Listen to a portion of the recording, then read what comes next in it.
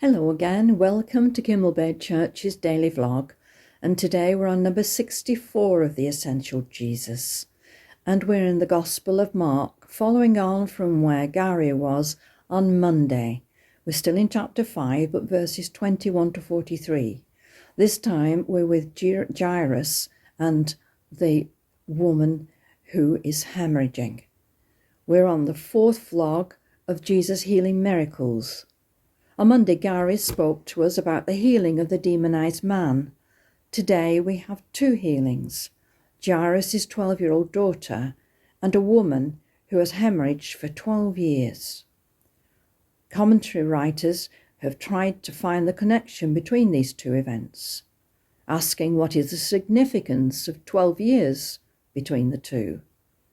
Another commentary tells us that Jesus calling the woman daughter in both accounts here and in Luke's Gospel is the connection. Two daughters healed.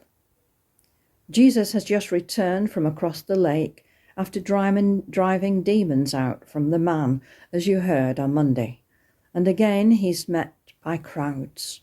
As news of Jesus spread, crowds waited for him, followed him, and sometimes we read of him having to get away to a quiet place where he could pray in quietness, where he could find rest and restore himself. Here a man pushes his way through the crowds, desperate to get to Jesus, an important man, a leader of the synagogue. And remember, synagogue leaders usually group together to challenge Jesus, to oppose him. But this man is at his wit's end. His 12-year-old daughter is dying. He's heard of Jesus, and he believes that Jesus is his last hope. He throws himself at Jesus' feet, and he cries out, "My little daughter is dying. Please come and put your hands on her so that she will be healed and live." Faith can come, can't it, when we've nowhere else to go? Jairus risked ridicule from his colleagues in the synagogue. He could have compromised his position as a leader. But Jairus has not come here as an important synagogue member, synagogue leader, with all the privilege which comes with that position. He's a daddy, and he's losing his little girl. As a former United States Surgeon General and pediatrician once said, there are no atheists at the bedside of a dying child. Jesus starts to go with Jairus to his home, but the large crowd goes with them, pressing around them. And there's someone else there trying to get to Jesus, desperate to get to Jesus. He's her last hope. A woman who has been suffering from bleeding for 12 years, seen by many doctors. She's used up all her money in trying to find a cure, but she's just got worse instead of better. This is a very personal and embarrassing problem for her. A man may be sympathetic, but only a woman can understand what she's going through. And for 12 years, apart from pain and discomfort, for this woman, she's also isolated from her loved ones, isolated from the synagogue. According to the law, having a discharge would make her unclean for a few days each month. A friend once said to me, it must have been like having to live in the shed for a week, but unclean for 12 years. No contact with her family or friends, no hugs, no visits to the synagogue. She'd heard about Jesus.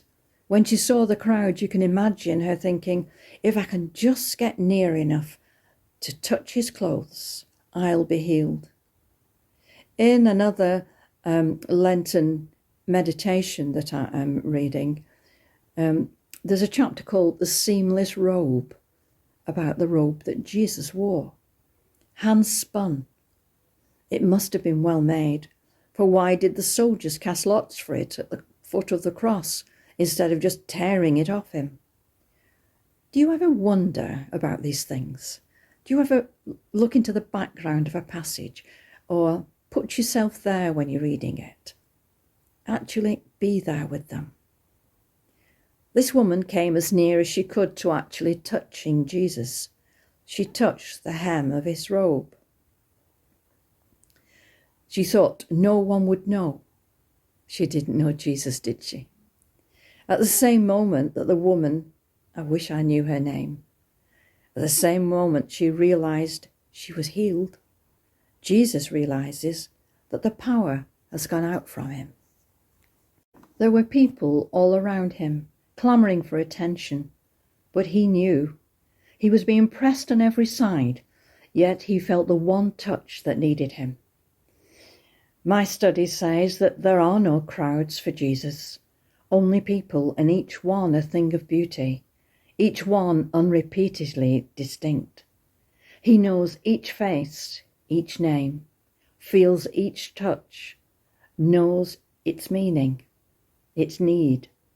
That's how he knows us, even though we're all so different, even though we have different problems, different needs. He knows you, he knows me, as if we were the only one. Who touched me? Jesus asked. The disciples said, in this crowd, do you want to know who's touched you? Was there something special about Jesus' robe? Or was it that she believed that there was? She certainly believed in the one who was wearing it. But Jesus wasn't moving until he found the one who'd reached out to him. Trembling with fear, she fell at his feet and told him her whole story, even the embarrassing bits of it too. And Jesus looked at her and said, daughter, your faith has healed you. Go in peace, freed from your suffering. Whilst all this was going on, Jairus must have been going frantic at the delay. And when some of his people came from his home and said, too late, your daughter's died, why bother the teacher anymore? He might have given up in grief and just disappeared into the crowd, but he didn't. Jesus heard them speaking to him, and he turned to Jairus and he said, don't be afraid, just believe. Jesus wouldn't let the crowd follow him, except for Peter, James, and John. When they got to Jairus' house, they're met by loud wailing and weeping. Stop all this commotion, Jesus said. The child isn't dead, but just asleep. Did they shout with joy? They laughed at him. He made everyone stay outside, except the disciples and the little girl's parents.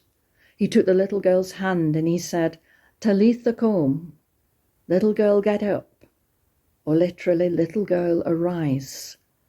And she did. No one laughed then. They were so astonished. I think that's putting it mildly. But the word for astonished here means falling down in amazement. Jesus then gave strict orders not to tell anyone about this, but to give the little girl some food. In the midst of a miracle, Jesus is giving practical advice. Jesus cares about the ordinary things. Jesus is often the last resort, just as praying is. When all else fails, pray. Someone in a desperate situation once said to me, we've tried everything else. Do you think we should start praying? My answer, you should have started praying first. Our study today is headed at his feet. Only when we put aside pride, as Jairus did, embarrassment, as the woman did, and throw ourselves at his feet in prayer, in our hearts and minds, if not literally on our knees, only then will we be stripped of all pretense and prepared to receive his answer to us. Did you notice in the reading that Jairus didn't go home on his own when he was told his daughter had died? He stayed with Jesus. When you don't get an instant answer to prayer, when you don't get the answer you want, don't give up. Stay with Jesus. Sometimes there's a waiting time. He doesn't work on our timeline.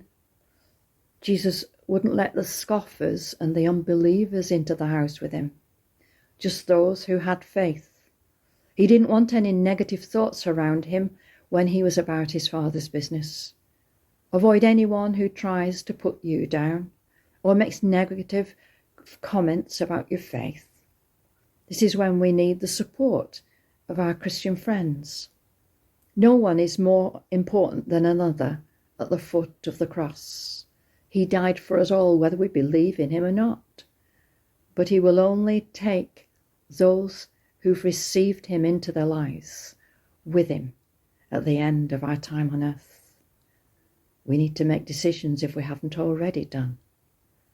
But he said to Jairus, don't be afraid, just believe. That's our message. God bless you.